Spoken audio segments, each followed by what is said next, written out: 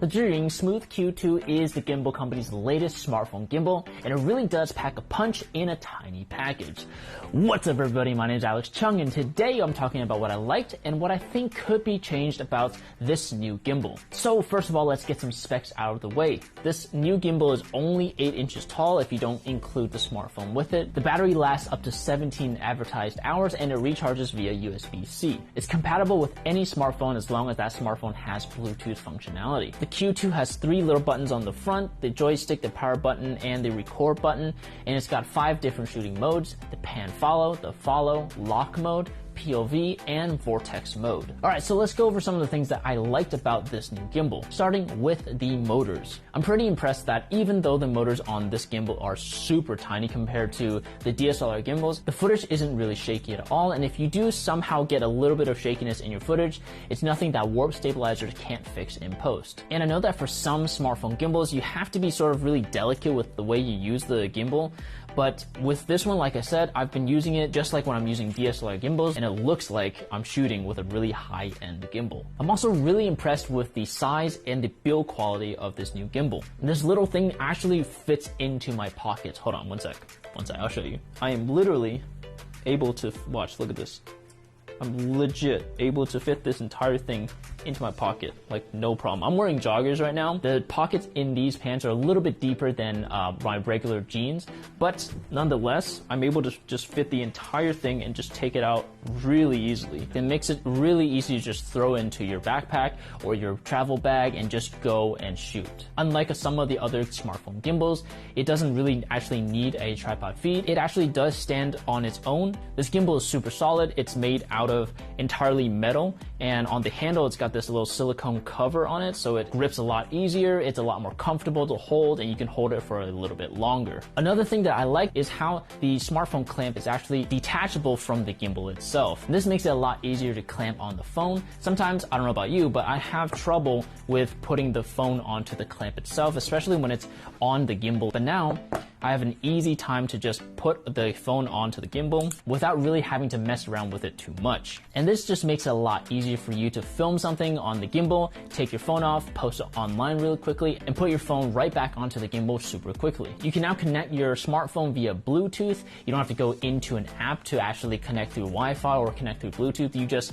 simply turn on your Bluetooth from your phone and you're able to see the Smooth Q2 pop up on the list. You connect to it, and there you go, you're in, you're done. And when you need to record, you simply press the record button, and it'll send that signal to your phone, and it'll immediately start recording. And speaking of buttons, like I mentioned, there's only 3 little buttons on the front. It's a really clean interface. There's no trigger button, there's no zoom control. It's very clean, it's very simple. The battery life is excellent, and it charges via USB-C. It's supposed to last up to 17 hours, which is insane. And I've been using this for like a full day, and it's only drained about half of the battery life. Now let's go over some of the things that I would have liked to see changed about this gimbal.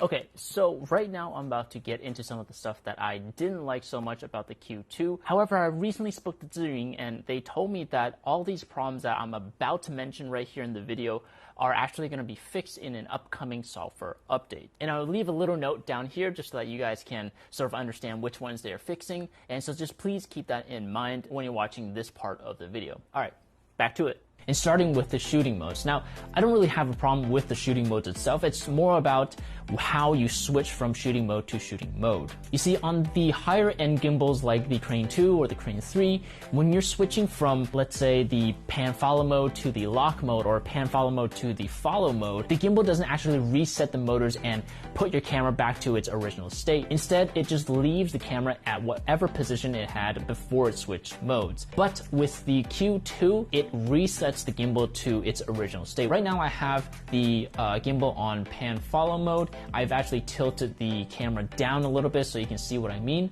If I switch over to lock mode right now, see that it'll reset the camera to its original state. In these couple of seconds where you're switching between and setting up the shot, you might miss something. Hopefully this issue is something that can be fixed in a future firmware update. Another thing that I don't really like about this gimbal is the way you shoot with wide angle lens from my Google Pixel 2 XL, and I've got that mounted on my camera right now. When you're using these wider angle lenses, you will see this roll axis right here in the back of the gimbal, and you'll see it in your shot. And I'm pretty sure with smartphones that have these wide angle lenses built right into the camera, this will certainly be a problem for them. Now the easiest solution would be to simply just tilt the gimbal down a little bit just to get this roll axis out of the frame, but the solution only works in pan follow or vortex mode. If you try it in either the lock mode or the follow mode, it's impossible to get rid of the roll axis out of the shot, and it'll always follow the gimbal wherever it goes, so it's always going to be constantly in your wide angle shots. I would have loved to see this gimbal be designed the way a traditional DSLR gimbal is,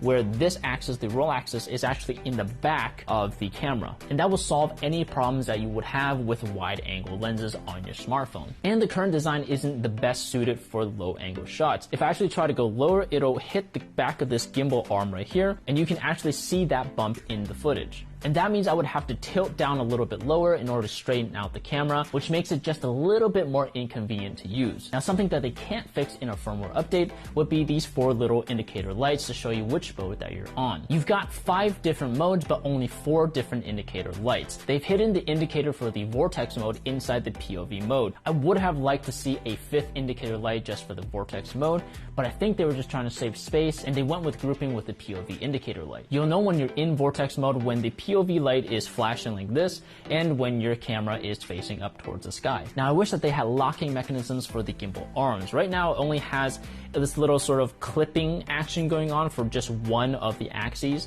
If I let go of this thing, you can see that it swings around like this. So I would have really liked to have seen locking mechanisms on the gimbal arms, just like the Weeble Lab and the Crane 3. But that's it. Those are my first impressions of this tiny little gimbal. The Dream Smooth Q2 is actually on Kickstarter, and you can back this product and pre-order it. You can find a link down below in the description.